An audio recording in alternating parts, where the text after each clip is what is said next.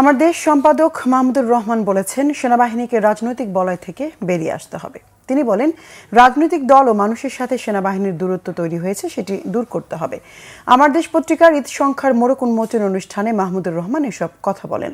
বাংলাদেশের রাজনীতিতে আওয়ামী লীগের পুনর্বাসনের কোনো সুযোগ নেই মন্তব্য করে তিনি বলেন, গণহত্যা ও গণতন্ত্র ধ্বংস নিয়ে দলটির মধ্যে এখনো কোনো অনুশোচনা নেই। তাই এ দলটিকে পুনর্জীবিত করার উদ্যোগ নিলে বাংলাদেশ নয়, লাভবান হবে ভারত। আমার দেশ সম্পাদক বলেন, ফ্যাসিস্ট বিরোধী রাজনৈতিক দলগুলোর মধ্যে ঐক্য নষ্ট করা যাবে না। ঐক্য নষ্ট হলে দেশ ক্ষতিগ্রস্ত হবে। আমাদের ঐক্য যদি বিনষ্ট হয় তাহলে কিন্তু সবথেকে লাভবান হবে আমাদের চারপাশ ঘিরে যে হেজেমনিক ভারত বসে আছে, তারা সবথেকে বেশি লাভবান হবে। সেই সুযোগ তাদেরকে দিতে পারি না আমরা।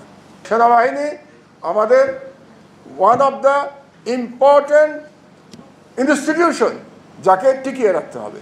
তো এই যে দূরত্বটা তৈরি হলো, তার দায়ভার আপনাদেরকে নিতে হবে এবং এই দূরত্ব মিটিয়ে দেওয়ার চেষ্টা করতে হবে। এই দূরত্ব মিটিয়ে দেওয়ার একটা পথ হচ্ছে, আপনারা দয়া করে রাজনীতিতে হস্তক্ষেপ করবেন না। গত 16 বছরে হাসিনার আমলে ডিজিএফআইকে দিয়ে রাজনীতি যেভাবে কলুষিত করা হয়েছে, কিংবা তারও আগে 11 সময় ডিজিএফআইকে দিয়ে বিএনপিকে যেভাবে ভাঙার চেষ্টা করা হয়েছে, এই ঘটনা থেকে আপনারা শিক্ষা নিন। আপনাদের দায়িত্ব হচ্ছে বাংলাদেশের সার্বভৌমত্ব রক্ষা করা। আপনারা বাংলাদেশের সার্বভৌমত্ব রক্ষা করবেন, বহিঃশত্রুর আক্রমণ থেকে বাংলাদেশকে রক্ষা করবেন। আমরা জনগণ আপনাদেরকে স্যালুট দেব।